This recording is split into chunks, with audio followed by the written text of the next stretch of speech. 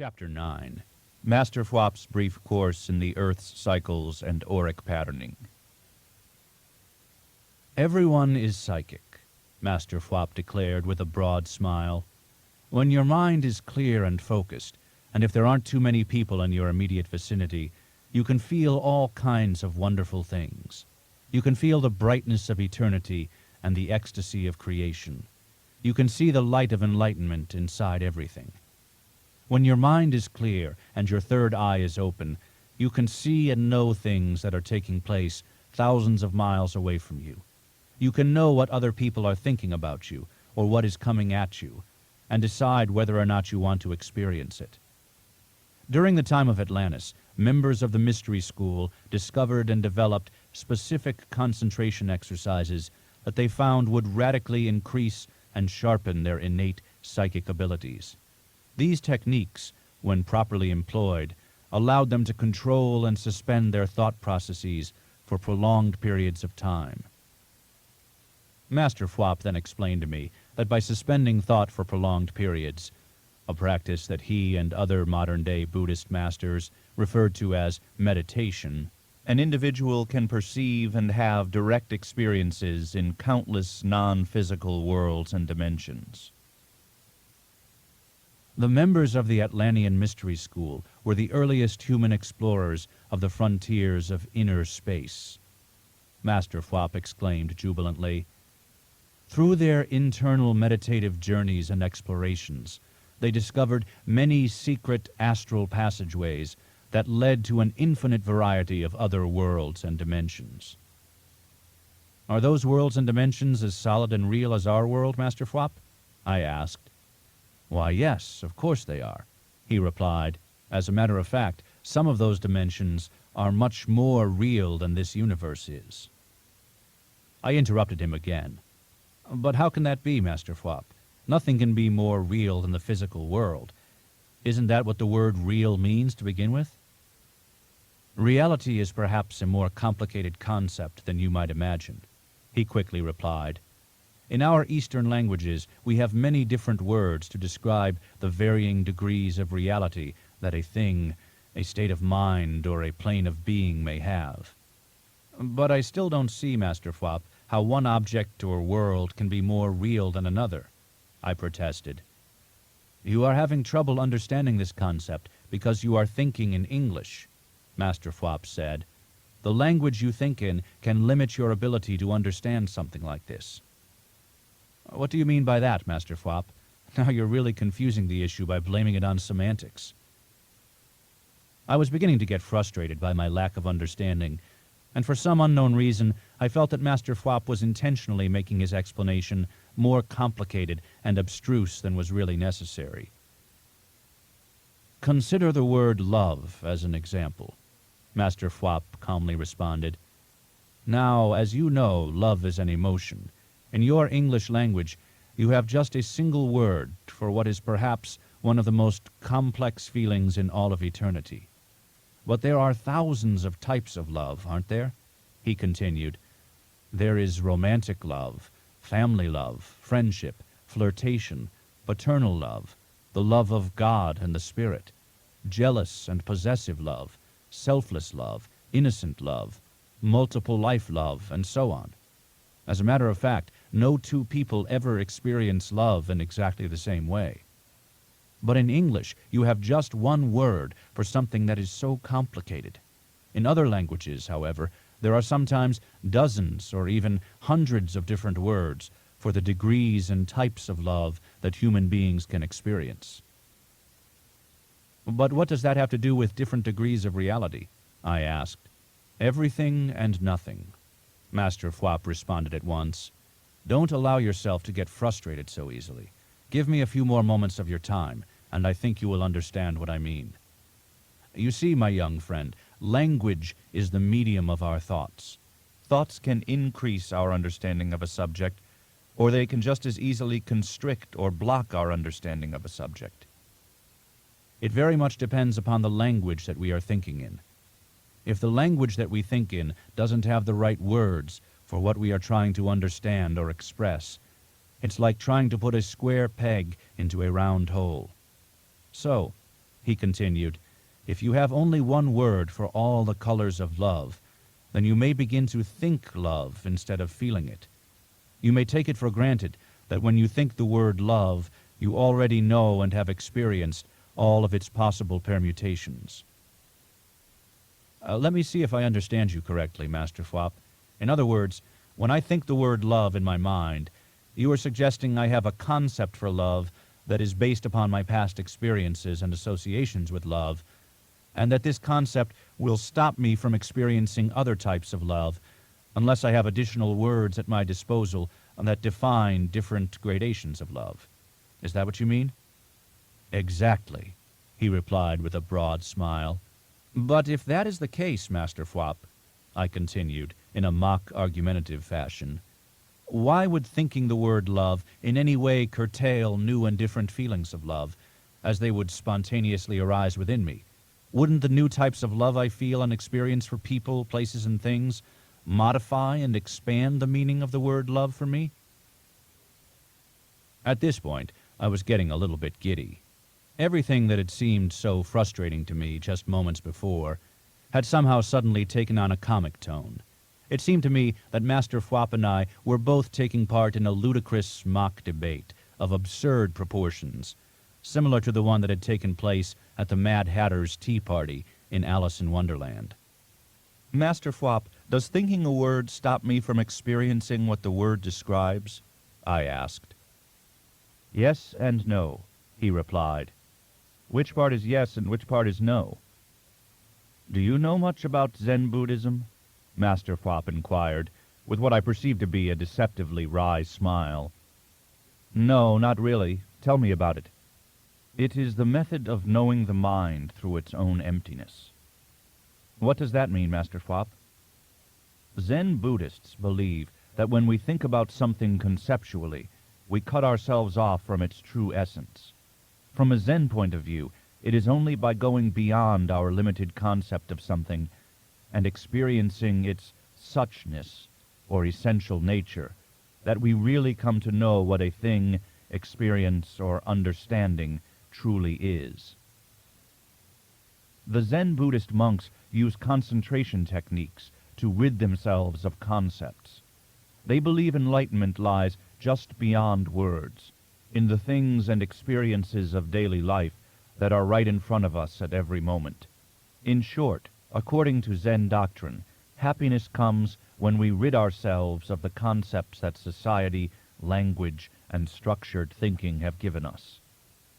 There is an old Zen saying, Master Fwap continued, before enlightenment, chop wood and carry water.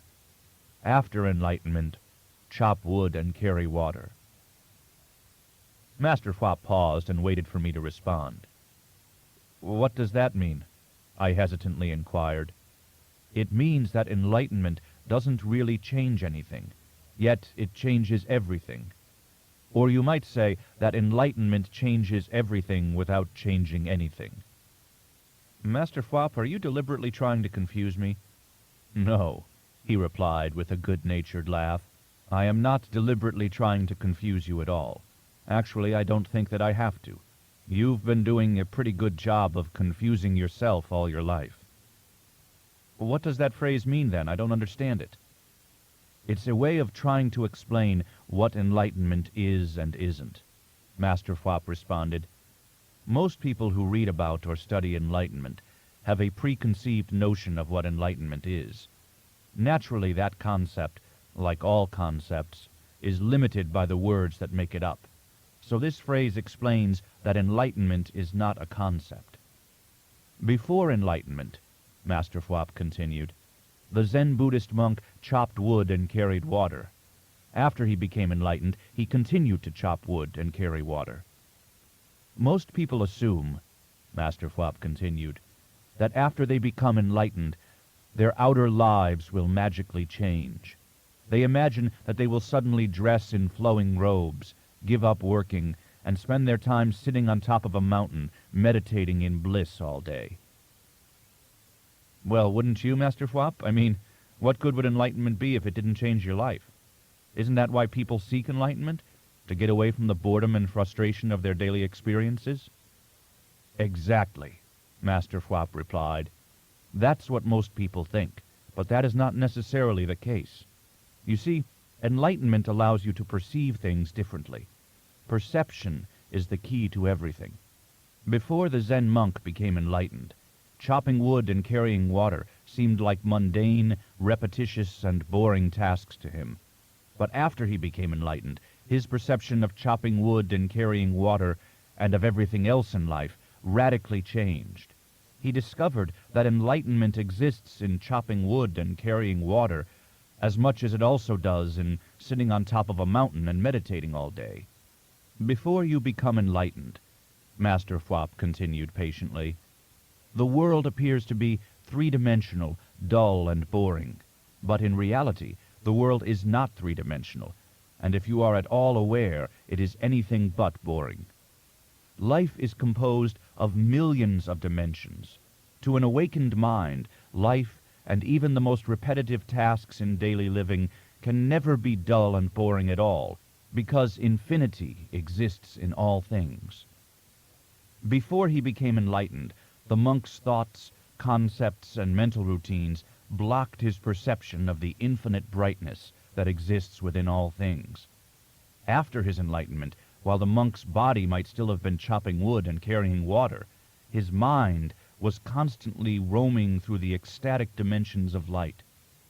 So the point of the Zen phrase is that enlightenment is not what you think it is, because enlightenment is beyond the power of your thoughts and ability to understand. Once you have become enlightened, Master Fwap said dramatically, you don't have to live in a monastery, because the whole universe has become your monastery. You can lead a normal life doing whatever you choose. Physically, it might appear that nothing remarkable has changed in your day-to-day life, but within your mind, you will live in a condition of continuous light and ecstasy, just like the Zen monk. But, Master Fwap, I still don't understand how some types of reality can be more real than others. Once you get beyond your conception of what reality is, Master Fwap said, you will transcend the words and concepts you have already developed for reality. It's really that easy. But as long as you continue to think life, instead of directly experiencing it in a non-conceptual way, you will not understand any more about reality than you do today. So, he remarked, let us forget for a few minutes that we have a preconceived understanding of what the word real means. Let's start from scratch, and through observation determine what is real and what is not. Let's find out by directly examining life if some things have more reality than other things. At this point in our discussion, Master Fwap paused. How would you define reality? What, in your opinion, makes something real? Well, I suppose something is real because it exists, I replied. But things don't exist, or if they do exist, they only exist for a fleeting moment. What do you mean by that, Master Fwap? Well, the only thing that exists is this moment, right here and now. Master Fwap said emphatically. There is no past, he continued. Not past any given moment that is still taking place. The past, whether it was thousands of years ago or just a few seconds ago, only exists as an idea or impression in our memory. So then, what is real isn't real for more than a fleeting moment. Is that what you're saying? I inquired. Exactly so, he swiftly replied. And to complicate matters even further, the reality of a thing depends entirely upon your perception of it, and your perception of an event lasts only for an instant before it fades into memory. Master Fwap, I think this is getting a little too metaphysical for me. I'm starting to get a headache, I said in a sudden outburst. Try thinking of it this way, he continued, ignoring my overly emotional statement. What makes something real to begin with is the fact that it exists. We both agree that when something doesn't exist, it isn't real. So suppose some things exist longer than other things do. Would you say that makes them more real? I suppose so, I reluctantly agreed. Enlightened Buddhist masters know that nothing in the physical or astral worlds exists for more than a moment at a time. But they also know that nirvana exists continuously. It is a constant. So therefore, nirvana, which is enlightenment, is certainly more real than anything physical or astral because it never ends. The only constant outside nirvana is change, Master Fwap continued. Nothing remains the same from one moment to the next, in this or any other dimension. You may think that things do, but that is a trick of your thoughts and conceptions. All things and beings are made up of vibrating energy, he continued. Nothing in the universe is really as solid as it looks. For example, an unenlightened person sees a tree as something solid and tangible, but an enlightened person looks at a tree and sees an ever-changing continuum of energy that is currently taking the form of a tree.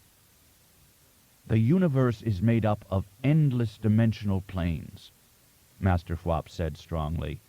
Some planes are more durable than others, and of course, nirvana is beyond change.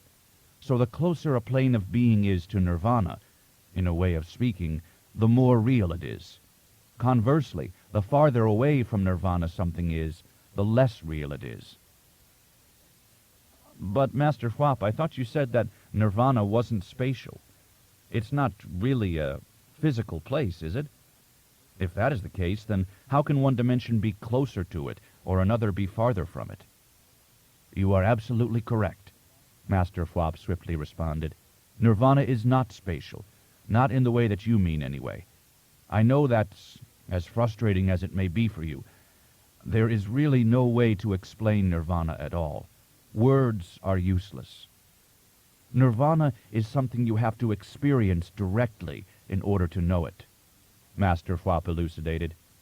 And nirvana is not something you can know directly in the way you can know a person, know how to do something, or know and understand a concept. The knowing of nirvana is non-conceptual knowledge, he continued. That is why, in Buddhist philosophy, we say nirvana is the wisdom beyond the mind's knowing. We meditate and practice mindfulness to go beyond the limited concepts that keep us in relatively unreal states of mind, Master Fwap said with a twinkle in his eyes. Beyond the limited states of mind most human beings experience, there are more durable levels of perception that exist in the astral and the causal planes. When you experience these more real levels of perception, you will be happy all the time. So the members of the Atlantean Mystery School practiced meditation and discovered there are varying degrees of reality in the universe. In addition, they also discovered that internal harmony directly affects a person's ability to perceive and experience enlightened states of consciousness. Master Fwap continues his narrative. In and through their internal study and metaphysical research, the members of the Mystery School discovered that there was a strong relationship between one's state of mind and one's level of psychic attainment. They found that an individual who wasn't happy, emotionally in control, balanced, funny, and at peace with himself, couldn't fully develop his innate psychic powers. The reason for this is deceptively simple, Master Fwap said with a laugh. All psychic and spiritual development is dependent upon an invisible internal energy called prana. Prana, which is sometimes also called kundalini or chi, is the energy of consciousness. The amount of prana that people store within themselves determines both their level of day-to-day awareness and also their ability to use their psychic and occult powers. Prana is stored in an internal reservoir inside a person's subtle body. Master Fwap continued.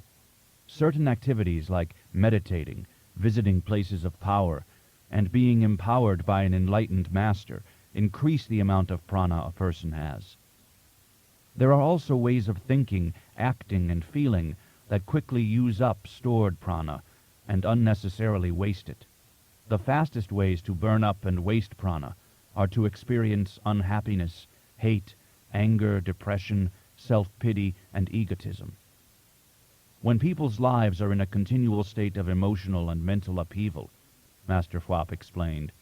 They lose almost all of their prana, even if they meditate and engage in other internal practices that increase their psychic energy level every day.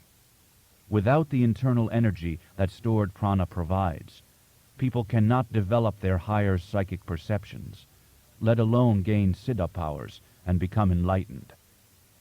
In addition to learning how certain types of emotion and behavior could burn up or increase prana, Master Fwap continued, in a tone that a university professor might use to address a large gathering of his students, the members of the Atlantean Mystery School also discovered the importance of keeping themselves aurically pure and clear from the thought forms, desires, fears, and negative emotions of others.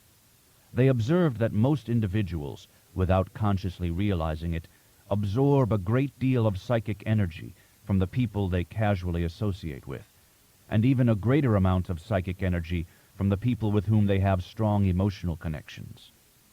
The energies and mental states that we physically pick up from the people we are emotionally close to, or those with whom we physically interact, build up on our subtle body in much the same way that dirt builds up on our physical body during the course of a day. If these negative auric vibrations are not kept to a minimum by using psychic shielding techniques, and if they aren't cleansed from our subtle body each day through the practice of meditation, they will accumulate and eventually become extremely toxic. The buildup of negative auric vibrations initially impairs our ability to perceive psychically. He continued to elucidate. If these energies build up over a long period of time, they can eventually cause us to become physically ill. Most serious illnesses, including many types of cancer, are the result of auric toxicity. Master Fwap went on to explain that the secret knowledge of enlightenment is like a flame. He said the first people to become enlightened in Atlantis had, in effect, lit the flame of enlightenment on Earth for the first time. The members of the various mystery schools of spiritual and psychic development had kept that flame of enlightenment alive by preserving and passing on, from generation to generation, the secret techniques for attaining enlightenment, from the time of Atlantis to our present day.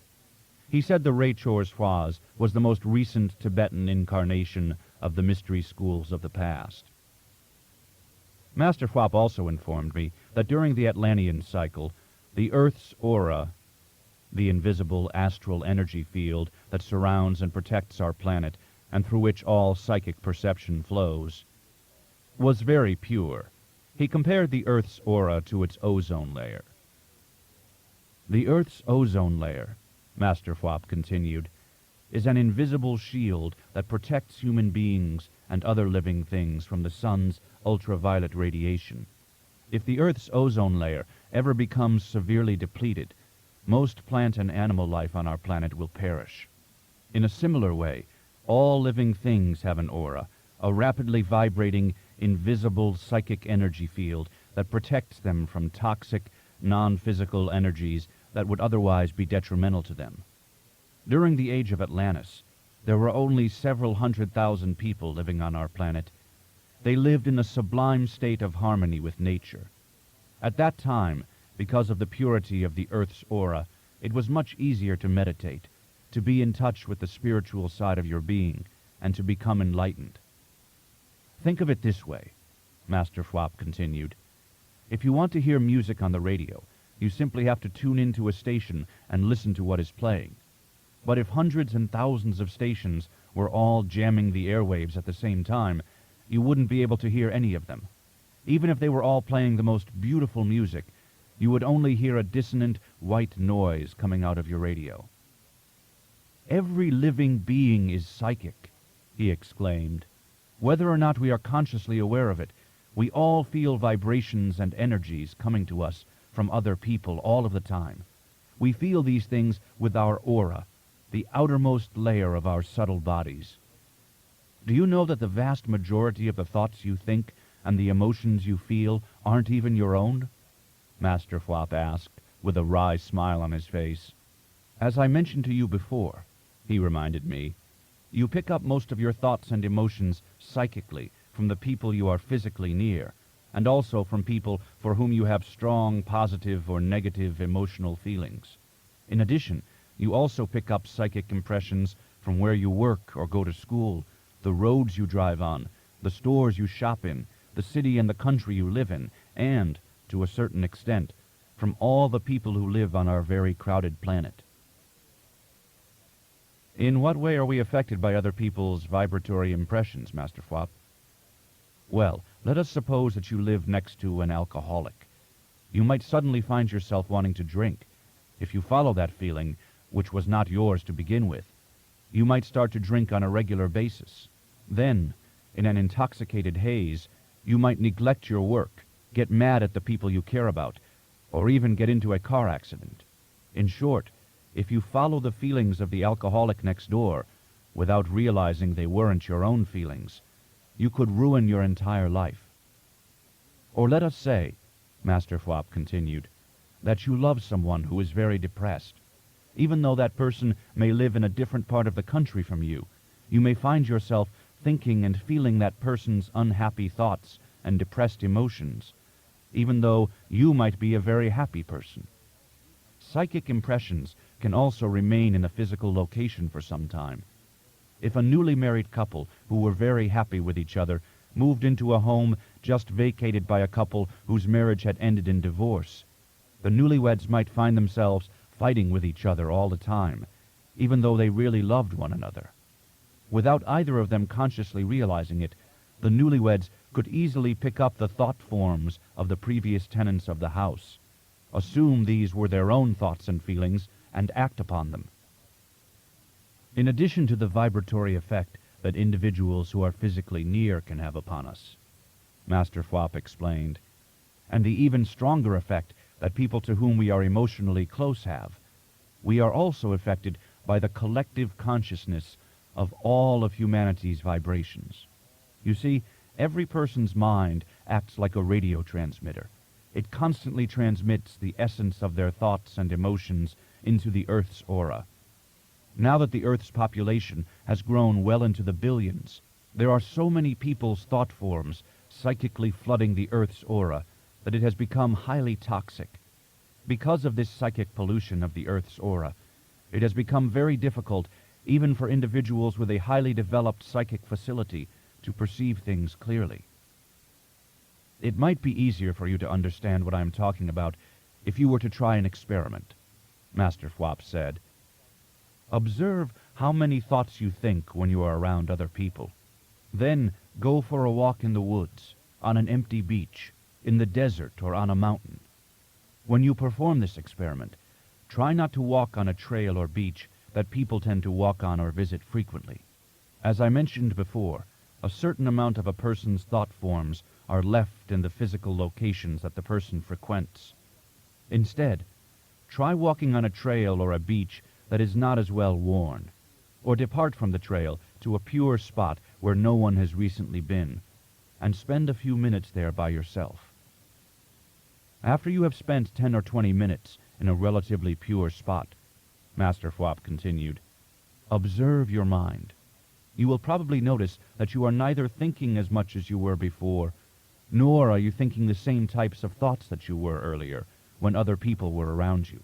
This change in the quantity and quality of your thoughts has occurred because you have physically distanced yourself from others, and also because the natural elements in the forests, mountains, deserts, and near oceans and other large bodies of water help shield you from the thought forms and auras of other human beings. Master Fwap, I still don't understand how all this relates to my question, I said impatiently. Why couldn't the members of the mystery school who died during the destruction of Atlantis, or afterwards in their boats, simply reincarnate, go into their other memories, and recall everything they had known in Atlantis? You should be able to answer that question for yourself, now that I have explained how the aura works, Master Fwap replied. I don't know. It's too confusing. Would you please explain it to me in a simpler way? Master Fwap smiled sympathetically. It's easy to understand. Just put all the facts that I have given you together. I remained silent. I didn't have any idea how to answer my own question. After waiting patiently for my non-forthcoming response, Master Fwap sighed and proceeded to answer my question.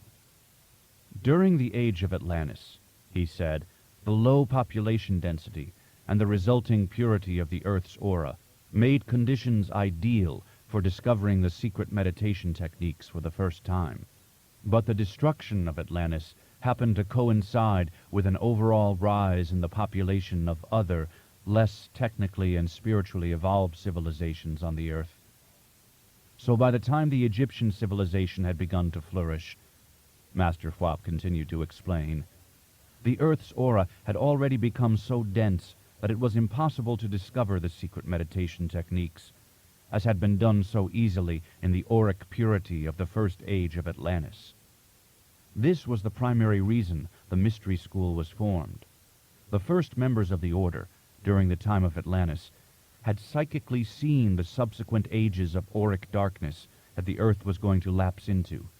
They knew that the vibratory toxicity of these subsequent ages would make it impossible for reincarnating members of the order to go deeply enough into their other memories and recall what they had known in Atlantis, without knowing the secret techniques first. So, I inquired, they needed the secret techniques to jumpstart their other memories, and someone had to be around who knew the secret techniques to teach the reincarnating members of the order how to use them after they were reborn into a new incarnation. Is that the idea, Master Fwap? Exactly. That is why there must always be at least one member of the order on Earth to orally pass the techniques on to others who have recently reincarnated. Then, by employing the secret techniques, newly incarnated members, or whoever the techniques may be taught to, can go ahead and access their other memories and recall everything from their past lives for themselves. Master Fwap, how did all this work in Atlantis? Were children born just knowing all of this because the aura of the Earth was so pure?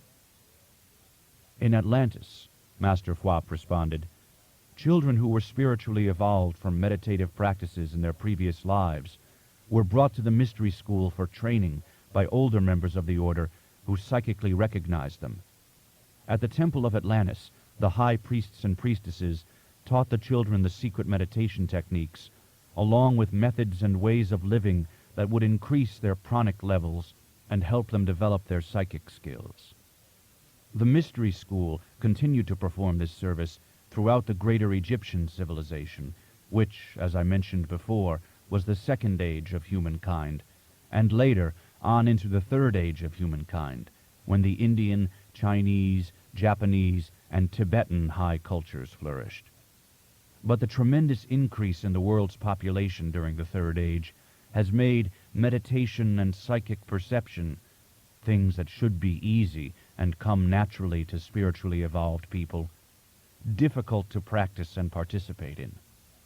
All the billions of people who now inhabit our planet are putting a terrific strain not only on the Earth's natural resources, but also on its aura, making it difficult, if not impossible, even for evolved people to become aware of their past life knowledge and talents.